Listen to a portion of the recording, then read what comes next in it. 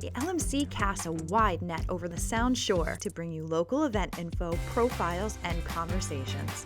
Recorded in the heart of the village in Mamaroneck Cinemas at the studio on the Avenue, LMC Media brings you the LMC Cast Community Profiles.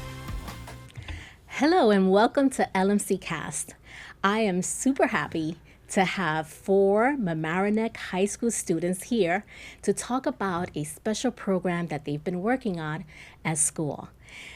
So why don't we start with you? Introduce yourselves to the community, and then we can start by asking you all these questions. So my name is Henry Norman. I'm Jackson Avery. I'm Theo Norkin. And I'm Owen Master. Nice to meet you, and welcome to LMC Cast. Nice to meet you.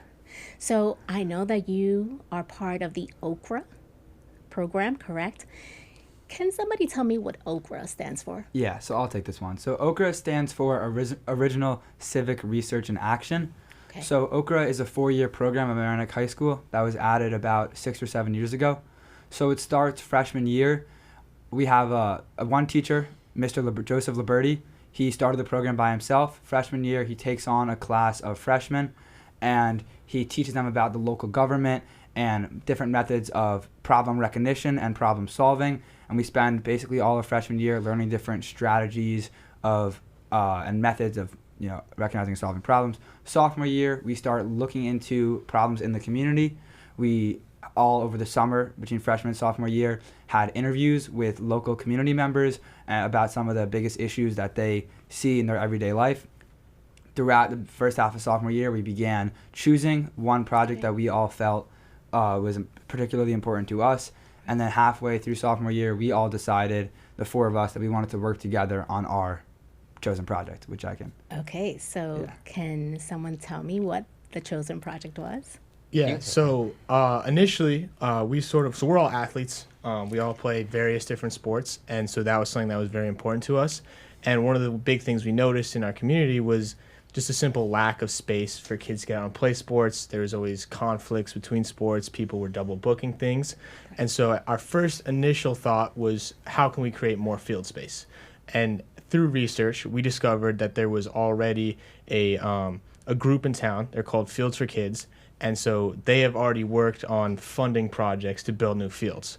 And so after learning that, we obviously had to shift our idea, because then our project wasn't going to be as meaningful. So we sort of changed it to, how can we maximize the utilization of the fields that we have? So we began developing a digital platform for scheduling that combines the 3 municipalities as well as all of the local sports leagues. Awesome. Can you tell me, having these 3 municipalities in Mamaroneck and Larchmont, how does that affect your project or our community as a whole? So the 3 municipalities plus the high school, which we count as a 4th, don't really speak to each other regarding field scheduling. So it's all up to the schedulers of the local sports organizations, such as LMYL, Larchmont Youth Lacrosse, or LMFC, which is the local soccer organization, to schedule all the fields themselves. So they have to go through 4 different people, plenty of fields to even just schedule their whole just one season. And so it makes it very complicated to go into multiple different platforms and things and call different people to schedule just a couple games, So our idea was to create a centralized platform, so it makes it much simpler for them to just go in to click one field and book it, something like that. I think that is great. So remember when we spoke offline and I said, I'm a baseball mom. Football, my son is in modified. We're at the Rhinebeck High School District. Rhinebeck School District. He is in the 7th grade. He plays football and baseball for LML. And I said to you guys, I've never encountered that problem. Well, guess what? I did. I did. This past week, he had a scrimmage game, and I'm there on the field. There are some other parents there as well. And the team did not show up because they were at another field playing another game because of the double booking. Yeah. So when I heard that, I was like, oh, wow, this ties in to what the OCRA team is working on, which is great. It's great.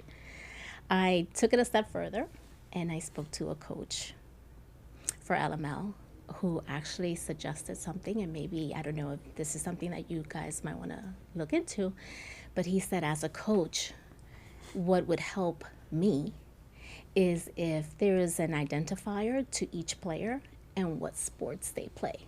So for example, we have a lot of kids in Rhinebeck who play football and baseball and some either soccer as well. They don't know what other games they have. And this is where a lot of the scheduling conflicts come in, because he has to like call, like you mentioned, call other people and try to figure out a time slot for his baseball team to play. And then he gets like, oh no, sorry, but he's playing football, or sorry, he's playing soccer. Do you think that there is a way that we can try to look into that? Yeah.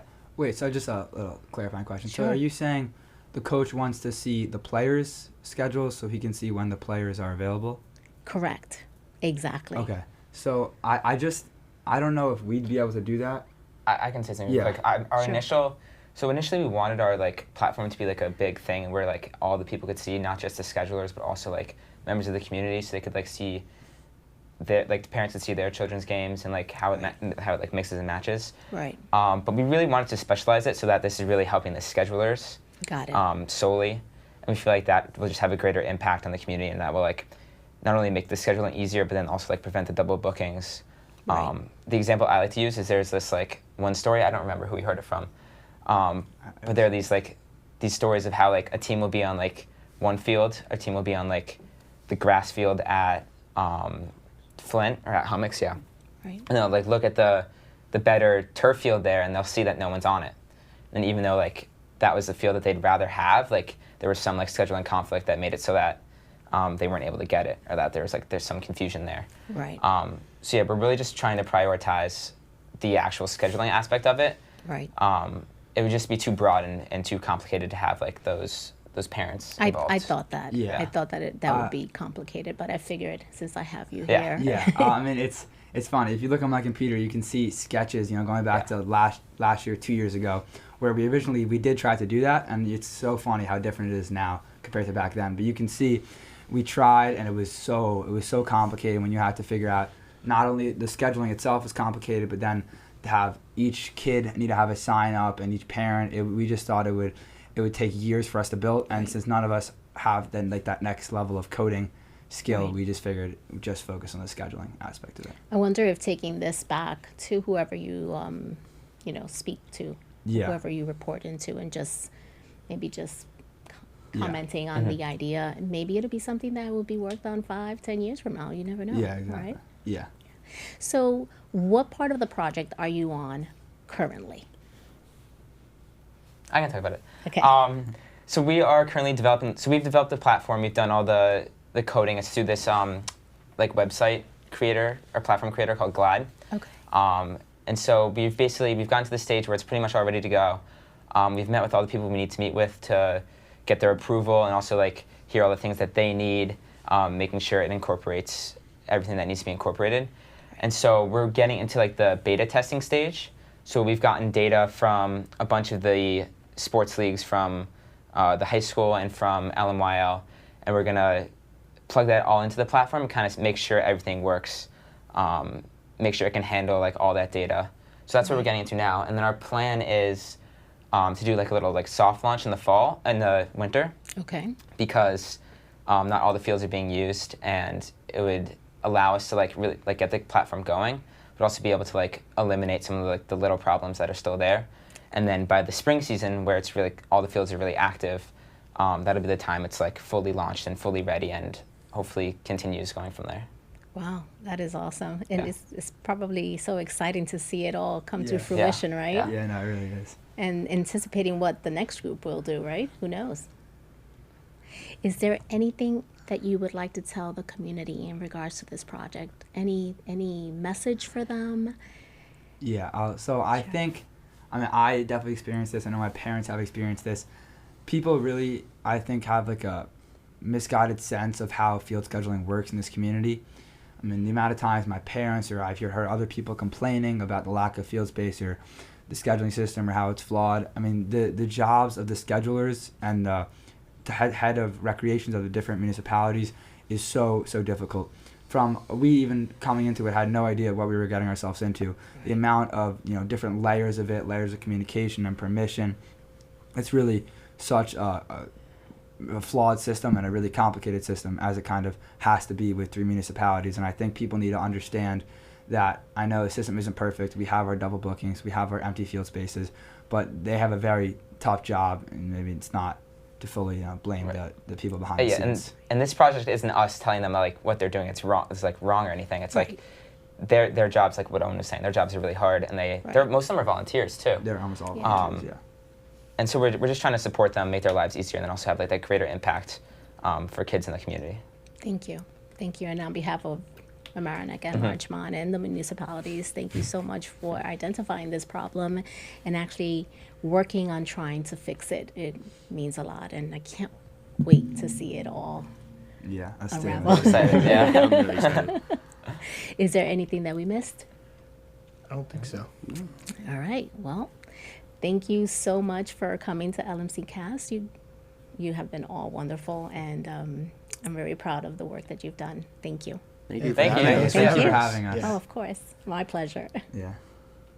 Thank you for listening to the LMC Cast Community Profiles, produced at LMC Media's studio on the Avenue. Visit lmcmedia.org to book your time in this state-of-the-art convenient location, walkable from the Metro North train station on Mamaroneck Avenue. You can also support this nonprofit media center at lmcmedia.org/donate.